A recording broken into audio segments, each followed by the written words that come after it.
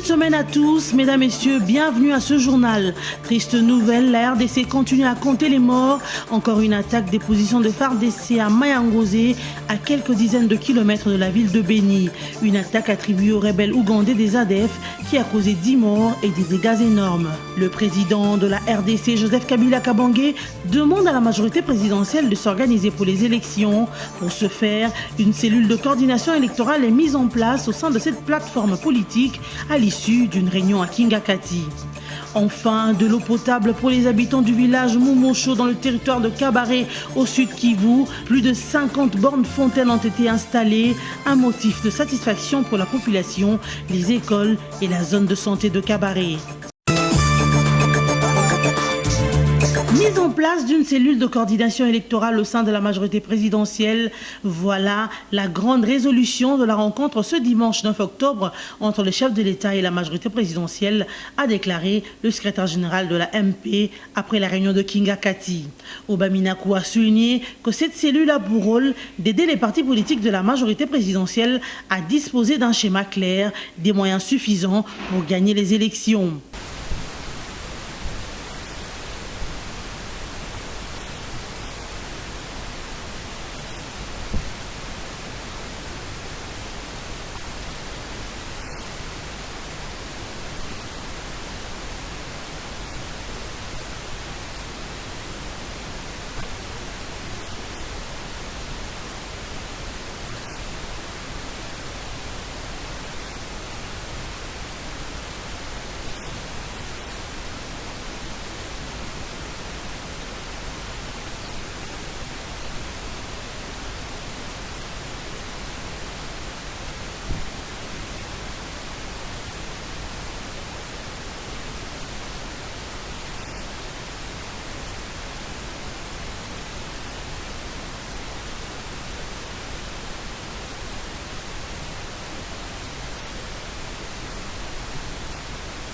Au cours de cette réunion, l'autorité morale de la MP a réitéré sa volonté ferme d'organiser les élections en RDC par le biais de la CENI, a conclu le porte-parole de la plateforme politique MP. Le vice-président du Conseil d'État de la République de Cuba, Salvador Valdés Meza, effectue depuis ce lundi 10 octobre 2016 une visite de travail de 2 jours à Kinshasa. Il a été accueilli à son arrivée à l'aéroport international de Njili par le président de l'Assemblée nationale. Obaminakou Njalanjoko avait à ses côtés notamment le ministre des Affaires étrangères et coopération internationale, l'ambassadeur de Cuba à Kinshasa, son homologue congolais au Cuba, le gouverneur de la ville-province de Kinshasa ainsi que le commissaire provincial de la police nationale congolaise, ville de Kinshasa. Après un bref repos au pavillon présidentiel de l'aéroport international de Njili, le vice-président Valdés Meza a regagné la ville où il est allé prendre ses quartiers au Kempinski Fleuve Congo Hotel. Son programme a débuté en milieu d'après-midi avec la visite du mausolée musée de Laurent-Désiré Kabila où il est allé se recueillir sur la tombe du soldat du peuple qui fut aussi l'un des amis du révolutionnaire cubain Ernesto Che Guevara. Cette visite a connu la présence de quelques membres de la famille de l'ancien président de la République et de la fondation portant son nom avec à sa tête l'honorable Jeannette Kabila qui en est la présidente.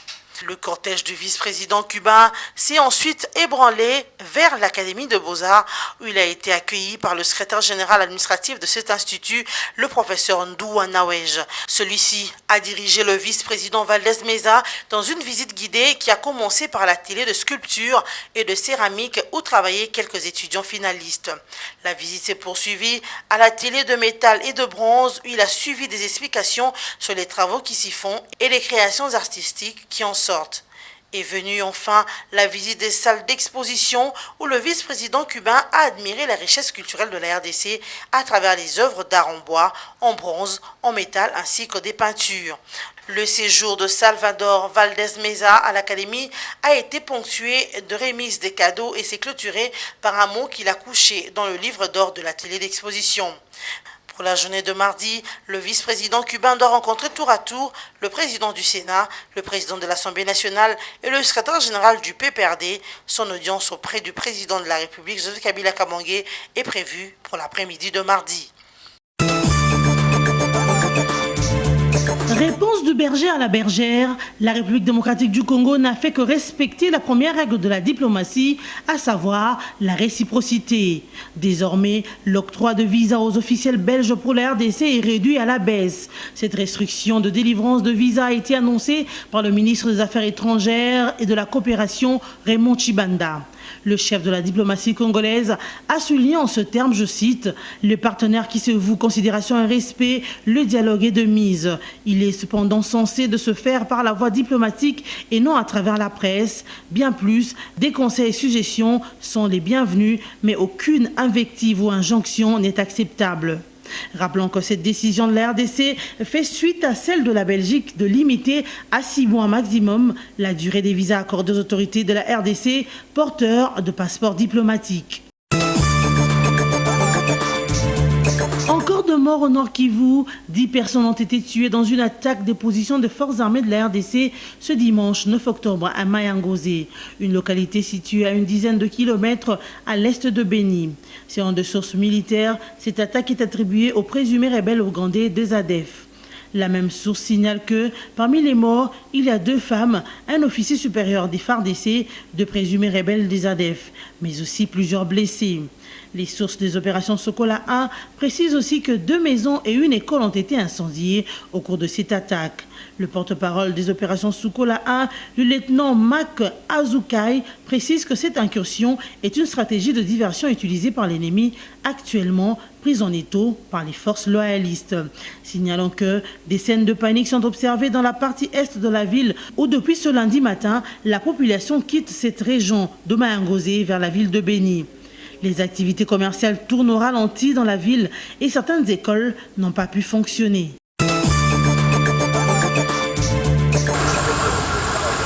Sur les 7700 commandés, un premier lot de 1832 kits d'enrôlement en provenance de la France ont été réceptionnés ce week-end par le bureau de la CENI.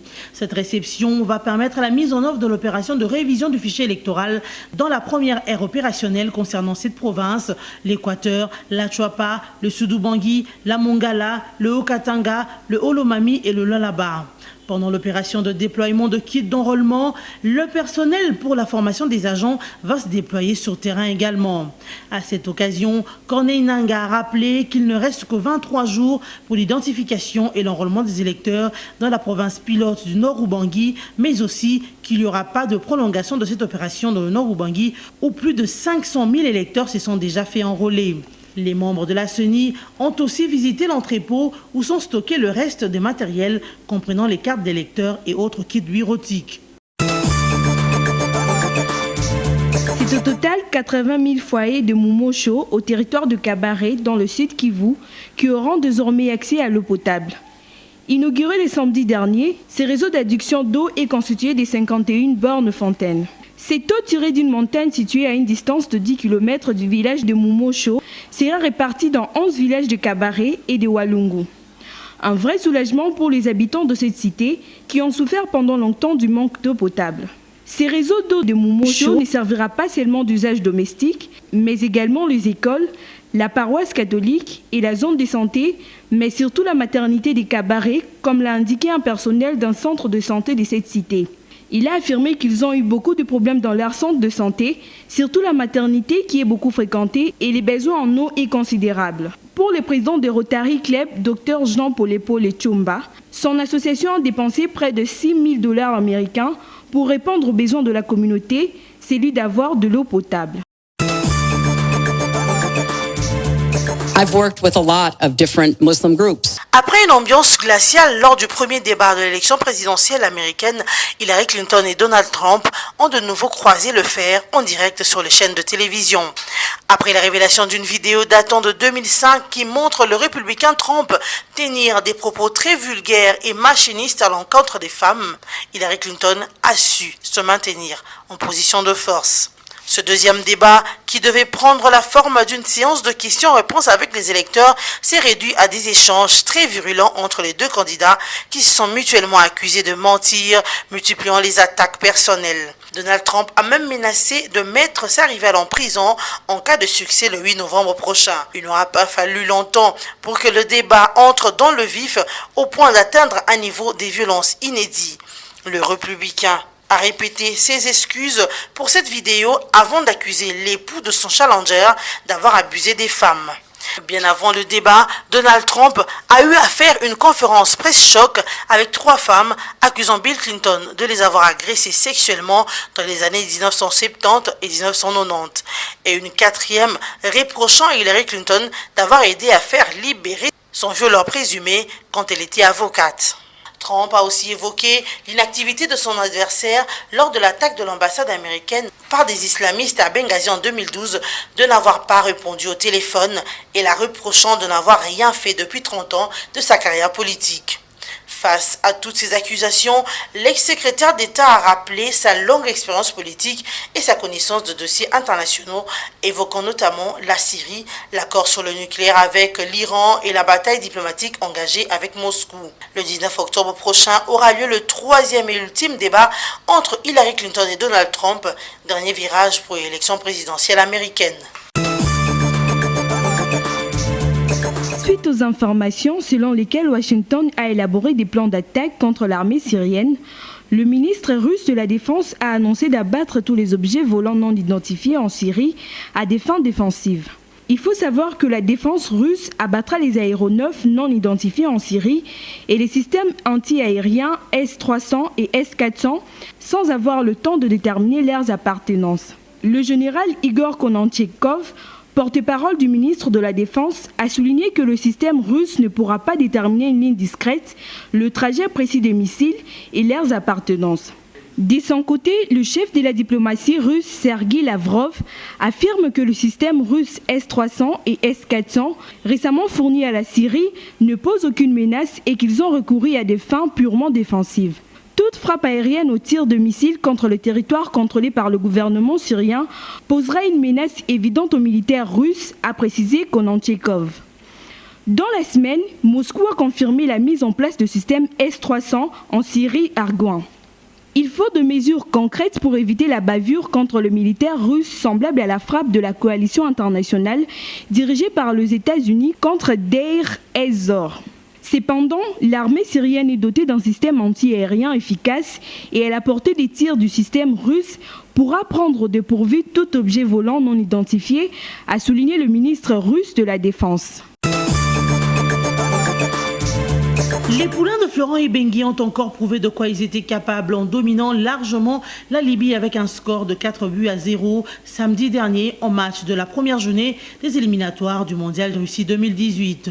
Les Léopards ont montré leur potentiel offensif face à l'équipe de la Libye qui en première période était combatif et dominé complètement en seconde période par l'équipe congolaise. Les Congolais ont fait forte impression face aux Libyens qui ont entamé la partie sans crainte, bousculant leurs adversaires dans le jeu. Même le premier but n'a pas su calmer l'ardeur et la vigueur des Libyens.